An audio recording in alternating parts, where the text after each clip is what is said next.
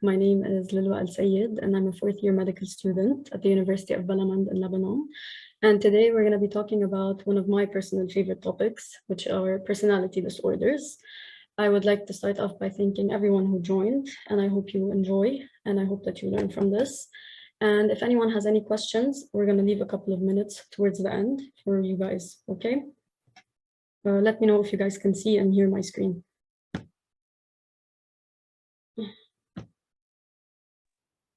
Yes. Yes. Okay.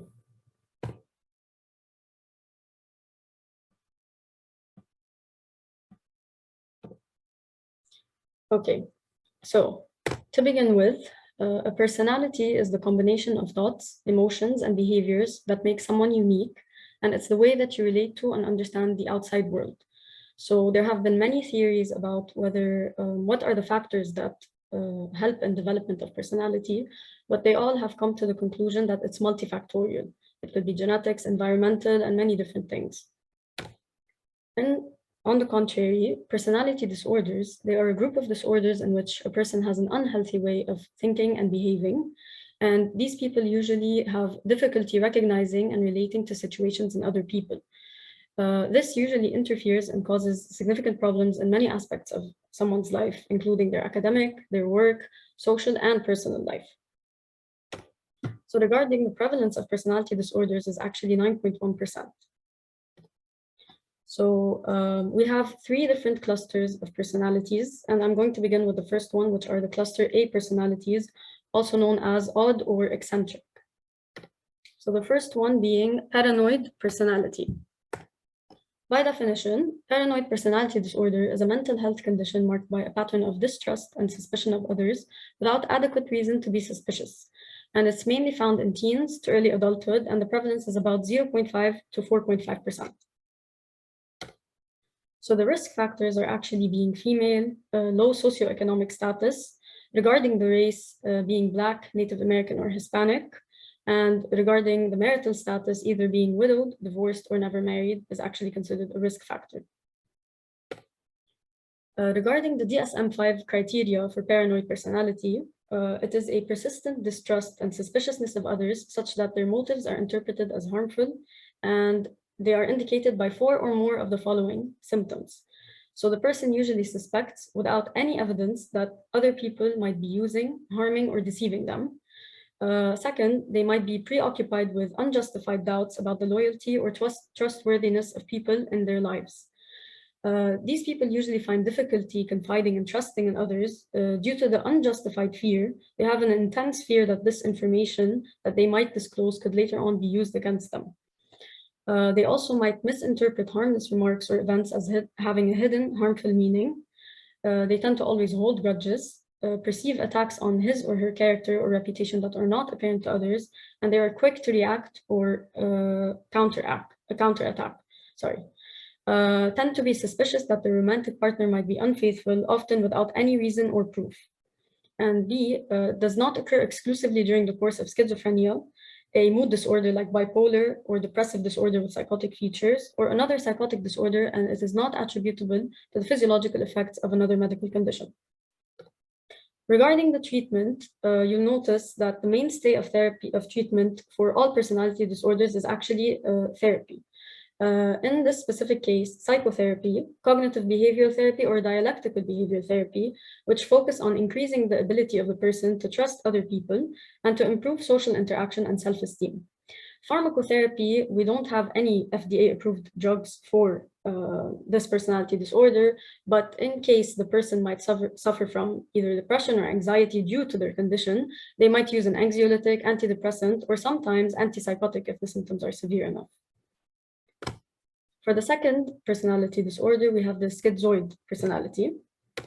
And by definition, it's uncommon, it's relatively rare, and it's a condition in which people avoid social activities and they consistently shy away from interacting with others. In addition, they also have a limited range of emotional expression, and it tends to affect multiple areas in a person's life, but it can be beneficial if the person works alone. If the job requires that the person works alone, it could actually be a bit beneficial for them. So the causes, we have both genetic and environmental. And for risk factors, if we have a family history of schizoid personality disorder, a schizotypal personality disorder, or schizophrenia, and if we have parents which are neglectful to emotional needs of the child as they are growing up. Regarding the DSM-5 criteria, it is a persistent pattern of detachment from social relationships and a restricted range of expression of emotions in interpersonal settings. As mentioned, it begins by early adulthood and presents in a variety of contexts and indicated by 4 or more of the following symptoms. So they lack the desire to, and they don't even enjoy close relationships, even including part of a family. And they almost always choose to be alone, and that they tend to avoid social activities and are often reluctant to interact with each other, with other people. They have little or no desire for sexual experiences with another person, and they take pleasure in few, if any, activities. So that may appear to people as if they lack any motivation or they don't have any goals. They do not have close friends or confidants other than first-degree relatives. They are indifferent to positive or negative remarks by others, and they could tend to come off as emotionally cold and detached. And that is because they have a limited range of emotional expression, and they find it difficult to express emotions or respond appropriately to situations. Regarding the treatment, we have psychotherapy, in which we have cognitive behavioral therapy to help change the thoughts and behaviors which hinder their ability to form close relationships. They could do group therapy, which allows the individual to enhance their social skills as well as their interpersonal skills with others who are going through the same thing. Regarding the pharmacotherapy, as mentioned, we don't have any FDA-approved medications, but we can give antidepressants or anxiolytics if the person develops any signs or symptoms of anxiety or MDD, which is major depressive disorder. The third and final personality in the cluster A is the schizotypal personality. And by definition, regarding the epidemiology, it usually presents in early adulthood. The causes are both genetic and environmental, and risk factors are family history of schizophrenia or another psychotic disorder. For the DSM-5 criteria, it is a continuous pattern characterized by social deficits, which stem from odd behavior and thinking, which ultimately can get in the way of close relationships. And we need to have 5 or more of the following. So ideas, but not delusions of reference. And by that, I mean, they suspect that real world events revolve around them. And the difference is between ideas of reference and delusions of reference is that delusions of reference, they are not based on reality, whereas ideas of reference are. And another key important difference is that you can shake off ideas of reference with sufficient evidence, but delusions of reference usually take more time. They tend to have odd beliefs or magical thinking, which influences their behavior and is inconsistent with subcultural norms. That being said, they tend to be superstitious, they tend to believe in telepathy, in the presence of a sixth sense.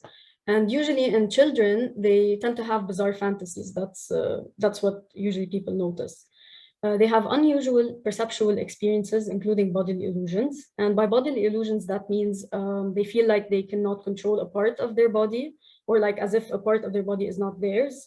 And the important thing to note here is that the stimulus is there, but they misinterpret it. So they have a different perception of it, as opposed to hallucinations, which there aren't any stimulus.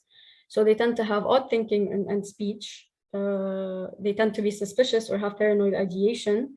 They may have inappropriate or restricted emotional expression, odd or peculiar behavior or appearance, and they lack close friends or confidants other than first-degree relatives because they have difficulty understanding how relationships work. So they have very few close relationships, and they tend to have excessive social anxiety, which does not decrease with familiar situations, and is associated with paranoid fears rather than negative judgments about self.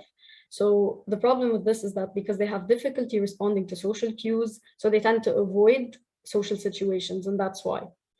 And another criteria is that it does not occur exclusively during the course of schizophrenia, a bipolar disorder or depressive disorder with psychotic features, another psychotic disorder, or autism spectrum disorder. Regarding the treatment, psychotherapy is the mainstay of treatment, cognitive behavior therapy to work on changing maladaptive behaviors and improving social skills, supportive therapy to motivate them, and family therapy to improve communication and ability to work together, because that could be key in treatment for the patient. Regarding pharmacotherapy, anxiolytic or antidepressant if there are symptoms of depression or anxiety resulting from the condition. Now we're going to move on to the cluster B personalities, which tend to be known as dramatic personalities. So the first one is the antisocial personality. Okay, so antisocial, also known as sociopathy, they are diagnosed after the age of 18, but the people might show signs of conduct disorder before the age of 15. So signs of conduct disorder includes violence towards people and animals, stealing, violating rules, destruction of property, deceitfulness. And this is important because if you can notice these signs early on, this provides you a chance with early intervention to prevent it from going on to becoming antisocial. The prevalence is 3.5%, and the causes are genetic and developmental. So genetic, we have certain genes which might make the person susceptible to developing the disorder. And development, we have changes in functionality of the brain during brain development, which makes them more susceptible. Risk factor includes being male, the diagnosis of childhood conduct disorder, as previously mentioned, a family history of antisocial personality disorder, childhood abuse or neglect, and having a violent or unstable household during childhood. Regarding the DSM-5 criteria, it is a persistent pattern of disregard for the rights of others occurring since the age of 15, as indicated by 3 or more of the following. So there's failure to conform to social norms with respect to the law. So they might really get in trouble with the law. They repeatedly perform acts which could get them arrested. Deceitfulness, as indicated by repeated lying, using aliases, or conning others for personal profit or pleasure. We have impulsivity or failure to plan ahead, irritability and aggressiveness, as indicated by they might get into repeated physical fights. They have a reckless disregard for safety of self or for others. They have a consistent irresponsibility, as indicated by repeated failure to sustain consistent work behavior or honor financial obligations. They have a lack of remorse, as indicated by being indifferent to having hurt, mistreated, or stolen from others. Individual is at least 18 years old. We have an evidence of conduct disorder with onset before the age of 15, and the behavior is not exclusively during the course of schizophrenia or bipolar disorder. So the treatment, we have psychotherapy to tackle anger management, substance use, because these people tend to be more involved with substances. As previously mentioned, they have reckless behavior, they get in trouble with the law, or other mental health conditions. But sometimes it might not be effective in severe cases. Pharmacotherapy, we don't have any drugs that have been approved for this specific condition. The second one is borderline personality disorder. And by definition, it's characterized by a long-term pattern of unstable interpersonal relationships, a distorted sense of self, and strong emotional reactions. So the causes are genetic, having a family history of borderline personality disorder or other mental health conditions, environmental, if we have a history of child abuse or neglect, and brain abnormalities. Studies have shown that abnormally functioning serotonin, in addition to changes in areas of brain responsible for emotional regulation, aggression, and impulsiveness. A risk factor is, as mentioned, family history of borderline personality disorder, and we have childhood stressors. For example, if having sexual or physical abuse, neglect, separation from caregiver, a caregiver with substance abuse or mental health issues, or an unstable family household can increase the risk. Regarding the DSM-5 criteria, it is a persistent pattern of unstable relationships and self-image and marked impulsivity, and indicated by 5 or more of the following. So 1, we have frantic efforts to avoid real or imagined abandonment. By that, they might go to extremes in order to avoid being abandoned. So they might go to extreme measures such as threaten with self-harm or suicide because of their intense fear of abandonment. They have a pattern of unstable and intense interpersonal relationship characterized by alternating between extremes of idealization and devaluation. By that, I mean 1 minute they might love a person so much, and then the next they might feel like this person does not care about them. So there's no in between. They may have an identity disturbance, a persistent and extremely unstable self-image.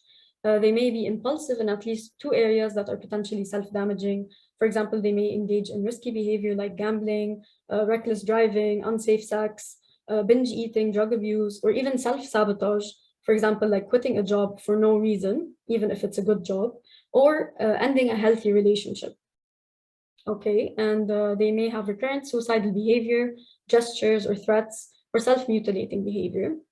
Affective instability, which means they have a rapid change in mood, ranging from extreme happiness to irritability, to anxiety and shame, which lasts approximately for a few hours or maximum for a few days. And this leads to change in their goals and values. They have a long-lasting feeling of emptiness, inappropriate, intense anger or difficulty controlling anger, ranging from losing their temper frequently to even getting in physical fights. And lastly, they have a transient period of stress-related paranoia and loss of contact reality, but usually this lasts from a few minutes to a few hours. Regarding the treatment, so the mainstay of treatment is dialectical behavioral therapy, in which the patient learns how to regulate emotions, they become better able to cope with distress, and how to improve relationships. A second type of psychotherapy is schema-focused therapy, which help them identify negative coping mechanisms to certain needs. So they allow them to change those coping mechanisms into something positive, and they still manage to get their needs met. Mentalization-based therapy, which places emphasis on thinking before acting. It helps in identifying certain thoughts in response to a situation and how the person can have alternative healthy thoughts about the same situation. There's something called Systems Training for Emotional Predictability and Problem Solving, which is a 20-week program used in conjunction with other types of psychotherapy. And it incorporates the person's family, friends, and significant others. And it's really important to incorporate the loved ones around them to make them feel like they're not alone. That's key in management of most mental health disorders. And then we have the transference-focused therapy, also known as psychodynamic psychotherapy, which involves developing a relationship between the person and the therapist, which would help the person in gaining insight and applying it when faced with interpersonal difficulties later on. So for pharmacotherapy, we don't have any FDA approved, but antidepressants, antipsychotics, or mood stabilizers could be helpful. One important thing to note about borderline personality disorder is that sometimes they might require hospitalization in case they pose a threat to themselves or to others. For example, when they threaten to harm themselves, as we previously mentioned in the criteria, they might threaten to do something to harm themselves or harm others. So that might require hospitalization. Next, we have the histrionic personality disorder. And these personality disorders are commonly described as dramatic, excitable, erratic, or volatile.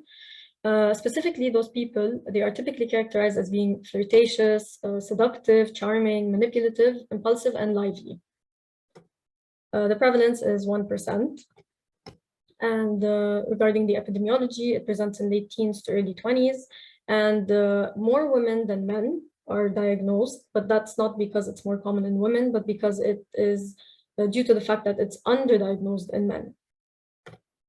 The causes are genetic and environmental. So genetic, if we have a family history of personality disorders; environmental, if we have childhood trauma; if we have parenting styles are important because parenting styles which lack boundaries or are inconsistent can increase the risk; or parents who display inappropriate sexual or dramatic behavior can also play a role.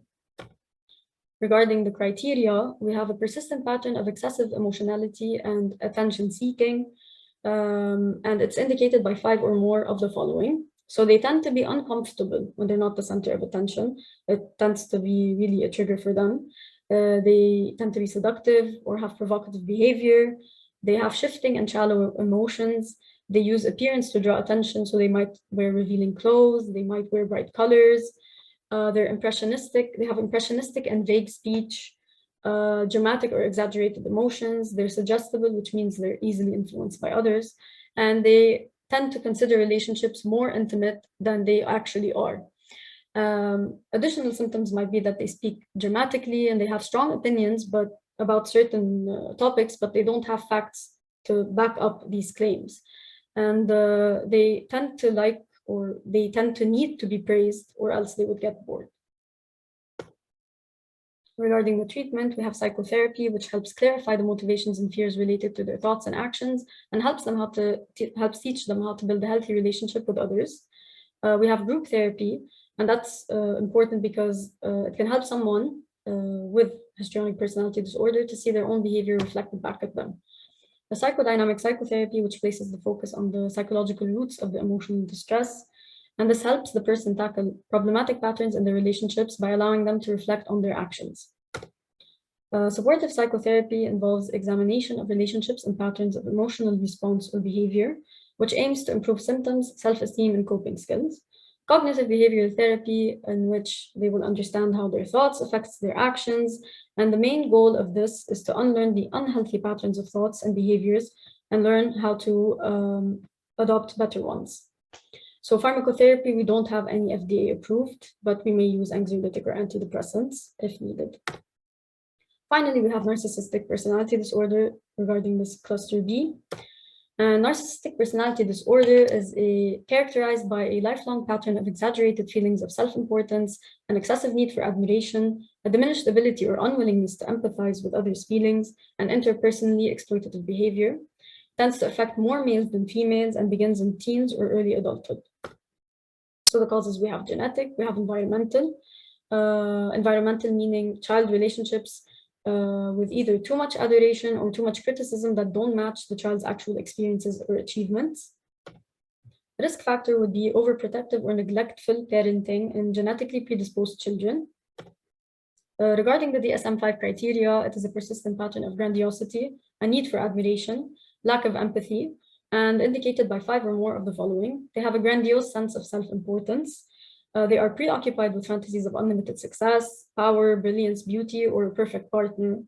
They believe they are special and unique and can only be understood by or should associate with other special or high-status people or institutions, require excessive admiration, has a sense of entitlement, tend to take advantage of others to get what they want. They lack empathy, so they're not willing to recognize or identify with the feelings and needs of others. They tend to believe that others envy them, and they also tend to envy others. And they may have arrogant behavior or attitudes. And additionally, it's important to note that they are extremely sensitive to criticism and may respond negatively and may try to belittle the person who is criticizing them. And they also might tend to withdraw from situations in which they might fail. And it's known that they secretly feel insecure, and they have a fear of being exposed as being someone who's fake for having this. It's like pretend. Regarding treatment, psychotherapy aims to teach the person how to relate to others, to understand the root of their emotions and what drives them to compete with and dislike others, to recognize their abilities so they can tolerate criticism or failure. Pharmacotherapy, as mentioned, antidepressant or anxiolytic if there are symptoms. Now we're going to move on to the cluster C personalities, which tend to be known as the anxious personalities. First, we have the avoidant personality. The prevalence is 2.4%. It's equally found in both males and females. It's noticed in childhood, but it creates discomfort, like it begins to be a problem, usually in adolescence or early adulthood. Regarding the causes, we have genetics, we have environmental. They tend to be shy during early childhood, and that persists into adulthood. And studies have shown that some people have reported a previous experience of rejection by friends or family, and that has impacted their self-esteem, leading them to develop the disorder. For the DSM-5 criteria, we have a persistent pattern of social inhibition, feelings of inadequacy and hypersensitivity to negative criticism indicated by 4 or more of the following. They tend to avoid jobs that involve significant interpersonal contact because they fear criticism, disapproval, or rejection. They are unwilling to get involved with people unless they are certain of being liked. So they tend to fear rejection so much so that they prefer to be alone rather than to engage with others. They show restraint within intimate relationships because of the fear of being shamed or ridiculed. They are preoccupied with being criticized or rejected in social situations, tend to be inhibited in new interpersonal situations because of feelings of inadequacy. They view themselves as socially awkward, personally unappealing, or even inferior to others. And they are usually reluctant to take personal risks or to engage in any new activities because they might embarrass themselves. So regarding the treatment, we have psychotherapy, which aims to focus on changing maladaptive thoughts and actions, overcoming their extreme fear of rejection, and helping the persons to cope better in social situations. For pharmacotherapy, we can give antidepressants or anxiolytics to manage the anxiety that they feel, but we don't have any FDA-approved drugs specifically to tackle this personality disorder. Next, we have dependent personality disorder, and it usually starts during childhood or by the age of 29. Prevalence is less than 1% and tends to be found in more women than in men. Causes are genetics, environment. We have certain life experiences like either abusive relationships, Childhood trauma, for example, if the child has ever had a life-threatening illness, abuse, neglect, a family history of dependent personality disorder or any other anxiety disorder, cultural and religious or family behaviors that emphasize the reliance on authority has been found to play a role as well. For the criteria, it is a persistent and excessive need to be taken care of that leads to submissive and clinging behavior and fears of separation, as indicated by 5 or more of the following. So they have an extreme difficulty in making everyday decisions, even basic decisions, without taking advice and reassurance from others. They feel the need for others to be responsible for major areas in their lives. They have a difficulty disagreeing with others to not lose their support or their approval. And they have difficulty initiating projects or doing things on their own. And this usually isn't because they aren't motivated or they don't have the energy, but it's actually because they lack the self-confidence in their judgment or their abilities. They might go to extremes to be taken care of by others. They may feel uncomfortable or helpless when alone because of extreme fear of being unable to take care of themselves. They may urgently seek another relationship as a source of care and support when a close relationship ends. May be preoccupied with unjustified fear of being left to fend for themselves. So just to let you know, guys, the meeting might end in about like 3 minutes. So if it does, use the link that I sent you to go back in. Regarding the treatment, we have the psychotherapy. Cognitive behavior therapy focuses on teaching the person healthy ways to handle difficult situations, improving their self-confidence, improving their ability to rely on themselves, and encourage finding a positive relationship in which they can be able to build their self-confidence. Pharmacotherapy, antidepressants or anxiolytics, if there are signs or symptoms of depression or anxiety as a result of the condition. And the one thing to note is that most people with personality disorders do not present to treatment for the personality disorder. It's either they're brought in by their family or they go seek help because they've been feeling symptoms of anxiety or depression as a result of the condition that they're in. And finally, we have obsessive compulsive personality disorder. So it begins in late teens or early 20s, and it is actually the most common personality disorder with a prevalence of 3 to 8%. Risk factors, it is common in adults who have stopped their education at high school level or less, and it's more likely to affect people with anxiety, like panic disorder or GAD, people who have mood disorders like bipolar, or people who have mild to moderate substance use disorder. So for the causes, there are genetics, and researchers have actually identified a malfunctioning gene that may actually play a role. And further research are now exploring if we have genetic links to aggression, anxiety, and fear, which are also traits that could play a role. We also might have environmental factors like childhood trauma, like being abused or something. One important thing to notice is that OCPD, which is obsessive compulsive personality disorder, does not equal OCD. There are two different things. OCD is actually an anxiety disorder in which we have frequent intrusive thoughts known as obsessions that lead to repetitive behaviors, which are the compulsions. And a very important key difference between the two is that people who have OCD are actually aware of their condition because it causes them significant distress, whereas people with the obsessive compulsive personality disorder are not self-aware and they actually feel like it's beneficial for them. Regarding the DSM-5 criteria, they have a persistent preoccupation with order, perfectionism, control, and a specific way of doing things, which can sometimes get in the way of completing tasks and may actually cause trouble in relationships. And it is indicated by 4 or more of the following. So they are preoccupied with details, rules, lists, order, organization, or schedules to the extent that the major point of the activity is lost. Their perfectionism can get in the way of completing tasks. For example, they might focus too much on very unnecessary details, and so they could actually set very high standards to the point where they actually end up not completing the task that they need.